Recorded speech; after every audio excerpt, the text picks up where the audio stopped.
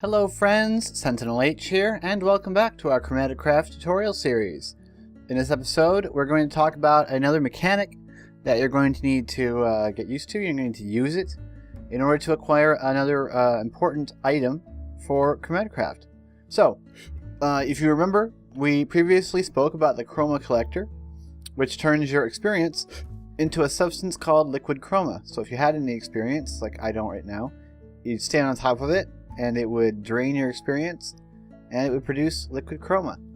I've gone ahead and attached a Waterlubber liquid pipe underneath it, and then put a reservoir on the side. So we've got about 1 bucket worth of liquid chroma in this reservoir, and so now we're going to take a look at what you can do with it.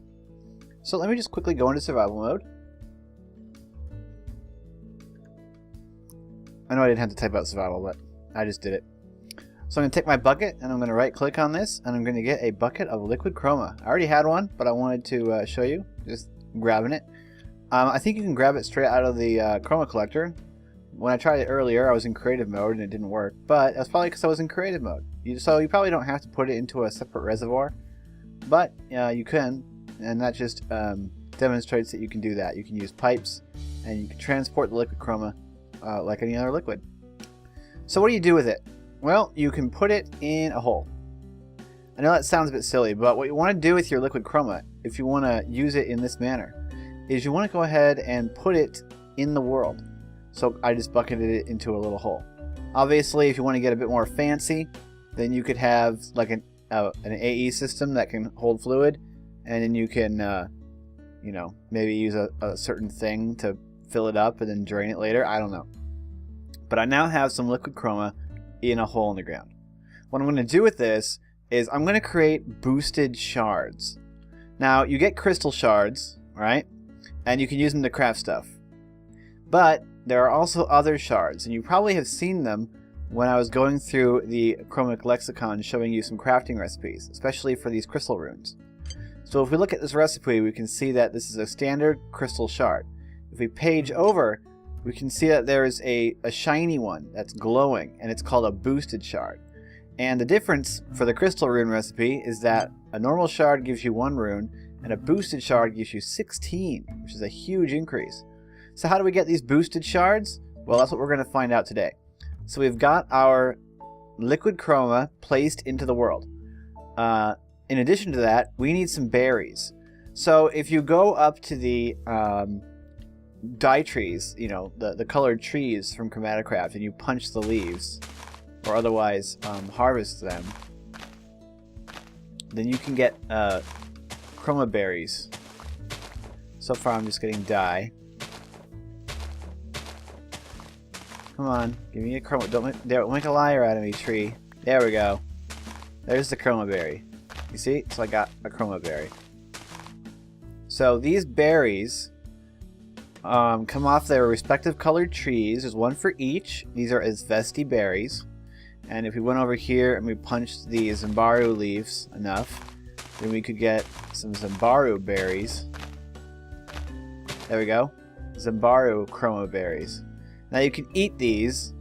It gives you a weird buff or something, but I'm not really sure what it does. But you can eat them, but I wouldn't recommend eating them, because you need them for other things. So if I go over to this liquid chroma, I can actually throw this berry in it, and the berry disappears. You might be like, what the heck's going on? Why did my berry disappear? Well, that's a good thing. We want that to happen. So let me go back into creative mode, because I forgot to give myself a bunch of berries. So we'll go down here to items, and I'll find myself some Asvesti berries. Alright, I've already thrown 1 in there. So now we're going to go ahead and we're going to keep throwing them in. So that's 2, 3, 4, and you can see that the chroma is starting to turn color. 5, 6, 7, 8, 9, 10, 11, and now it's getting really green. 12, 13, 14, 15, 16, 17, 18, 19. Now it's really green. 20, 21, 22, 23, 24. And after 24, no more will go in. Now for some reason when I jump in there to get the berry out, it actually gives me night vision. I'm really not sure why. Maybe that's just the liquid chroma. Does liquid chroma just give you night vision? Let's find out. Yeah, it looks like liquid chroma gives you night vision when you step in it. That's interesting. I'll pull that back out of the hole. Actually, yeah, see, when I'm in creative mode, I can't get stuff in my bucket, which is funny. So now we've put 24 Asvesti chroma berries into this pool, and it's really green. Well, great. What do we do now? Well, now we throw in a bunch of Asvesti Crystal Shards. I'm going to throw in this entire stack of 64. And now we can see the little Asvesti symbol coming out of the pool. That's how you know it's working, right? So you see the little symbols floating up out of the pool, and you know it's working. Now, this is going to take a really long time. It's going to take a couple of minutes, I think. Or at least 30 seconds or something. I don't know how long it takes exactly, but it does take a while, during which time you might think nothing's happening. But as long as you see these little symbols flying out, it is working. So the only thing that we can do at the moment is we can wait. Now, later on in the game, of course, you in the mod, you'll acquire like tile accelerators, and I'm sure that those can speed this up because it speeds up ticks. But at this moment, we just have to wait on these crystals to, I don't know, absorb the charged liquid chroma. I really don't know how it works. They're absorbing the essence of the berries that we've dissolved in the chroma. But this is how you get boosted shards, and it does work. So I'm going to cut the video, and we're going to come back when it's completed. Alright, so that little sound effect is how you know that it's completed. It did take several minutes. And now you can see I have a whole stack of boosted Asvesti Crystal Shards. Now, I have to like trigger a block update so you can see it, but what's supposed to happen is that the chroma pool is now colorless again. It doesn't consume the liquid chroma. So you can just as easily throw another whole bunch of chroma berries of whatever color you want in there in order to charge it up with a new color and do different crystals and more crystals. So that's pretty sweet. So now we've got a whole stack of boosted Asvesti Crystal Shards. The question is, what can we do with them? Well, like I mentioned, one of the uses for them is to get more yields out of various crafting recipes. There are, of course, crafting recipes that require boosted shards, and boosted shards can be also used interchangeably with any other recipe that uses normal shards. But in the case of, let's say, crystal runes, you get a massive increase in output when you use boosted shards. Crap, I thought I had a elemental manipulator on me. Did not. Bledo. So we just got 16 Asvesti crystal runes for the cost of 1 boosted crystal. Now, in addition to that, I want to show you another thing that you can cast, and I recommend actually trying to do this pretty early on. So, crystal shards. Finding them in underground and mining them can be a hassle. You know, because you have to keep going around and hope that you find the colors that you need. Well, there's a way that you can get a recurring supply of crystal shards, and that's through the use of crystal seeds. Once you've unlocked rune crafting, which we have because of our casting room, you can go ahead and craft some of these crystal seeds. What these do is they allow you to grow crystal flowers, okay? So if we check the recipe, there's one for every color.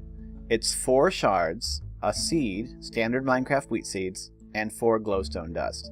Okay, you also have to have runes placed. Now, for the crystal seeds, the rune placement is interesting, because for the Cura ones, you place a Cura rune right there, and then for each additional rune, it just goes around the circle, and you have to place that color rune in that slot. So you may as well make one of each rune and just stick them in those locations so that you can craft whatever color that you want. For Asvesti, the green crystal that we made earlier, we need to place it Y-1 and then down 2 from the center. So let's go ahead and grab myself a couple of things. Of course, I need to grab myself some glowstone dust, 4 of it, as well as a seed. Now, if I take the rune that we crafted, and it would go right here, because remember these are all oriented to the north, and I'm currently looking north. Make sure you're always looking north when you place things for casting. We can go in here, and we can place the seeds in the center, and we can place the glowstone in the corners. Now we got to place our shards. So let's grab ourselves just some a normal non-boosted Asvesti Crystal Shards. So if we were to make this recipe just using normal shards, you'd get 1 crystal seed for 4 shards. However, if we go ahead and use boosted ones, we can get 8. So it's quite nice. So you get 2 for each shard if you use boosted. So I highly recommend using boosted shards when you go to craft crystal seeds, because that 8 to 1 is so much better. And you're going to need a lot of these plants because they don't always give you crystals. So now that we have our recipe in here, we can go ahead and whack it. And now we have 8 Asvesti crystal seeds. So we can go and plant these. Bloop. Just plant them on the ground. Bloop, bloop. Bloop, bloop. Bloop. Bloop. So I'm in creative mode, so I won't run out of these. But here's the 8 that we crafted. 8 blooms. Now these take quite a while to grow, so I'm going to see about speeding that up just by using a tile accelerator, which is a late game thing. However, there are other ways that you can speed up the growth of crops, and we'll take a look at that in a future episode. Probably the next episode we'll take a look at some of the interesting like plant things that you can craft. Where is the tile accelerator? There it is, tile accelerator. This should grow these very, very quickly indeed. I thought that would work. Anyway, kind of surprised these things didn't like grow immediately. Maybe tile accelerator is not what we need. Let's grab something else. Growth accelerator. There we go. That's what we want. There we go. That's growing them quick. That's what we wanted to see. Okay, so this is what the crystal blooms look like when they're fully grown. And then if I go into creative mode, survival mode, just to make sure, right click on it. Oh, we didn't get anything. Right click on it. Oh, we didn't get anything. And it doesn't matter what you right click on it with. Actually, I right clicked on it with my elemental manipulator and it gave me seeds. I don't think that matters though. I think you always get, yeah, see, we got seeds there too. So we're getting some seeds. Maybe we did get something though. I've actually got crystal shards already. So let's dump these crystal shards into my lumen incineration, just to make sure that we're not, it's not interfering with anything. We'll place our growth accelerator back down. And if I right, now I've got like 3 shards. So yeah, it looks like we did get shards. I just didn't see it. We're going to burn up these shards. There we go. Now if I right click on this, it grew back. Didn't get a shard. Right click. No shard. Right click. Seeds. Right click. Nothing. Right click. Nothing. Right click. Nothing. Right click. Seeds. Nothing. Right click. Right click. Seeds. Right click. Right click. Right click. More seeds. Right. Come on, harvest this thing. Right. Right click. Right click. Seeds. Elemental manipulator. Does it do anything? No, it doesn't. We're getting seeds. There we go. We got a crystal shard. Okay. So a lot of times when you harvest these things, you don't actually get crystal shards. You get seeds, which is fine. Let you plant more of them. But basically, you're going to need a large farm of these if you want them to act as your like primary crystal source. I mean, the book says that they're meant for supplementing your supply, and you can see why. The actual like rate of getting crystals, pretty low. There might be ways to improve that, but I don't know them yet. Anyway, we're mainly here today to talk about the chroma berries and how you can use the liquid chroma to boost your shards. But I thought I would show you the crystal blooms, and then I also ended up showing you the growth accelerator, which will come much later. That's late game. So yeah, we're still not really getting shards. We're mostly just getting seeds from these crystal blooms. Wow.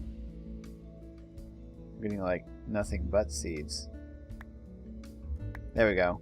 Crystal. So anyway, I hope you guys enjoyed this episode and found it informative. I definitely recommend planting some crystal blooms as quickly as you can once you have this, because being able to grow your own crystals, even if the rate of drop is low, is really good. It's really good. Don't, you know, because otherwise you just got to keep running around looking for them in the world, and that's not fun. You want to get them another way. Now, there are more advanced ways to get them later in the game, but we're not there yet. In the end game, you've got like crystal trees that are freaking crazy, and you saw them. You can see one in our Revolution 3 Let's Play. So anyway, thanks so much for watching. Like and comment the video if you enjoyed it. Join our Discord if you're interested in chatting with us. I'm not on there as often as I used to be because I'm working now full time at a Dollar General store. So anyway. I appreciate your views, and I appreciate that if you subscribe, and thank you so much. I'm SentinalH, and I'm signing out.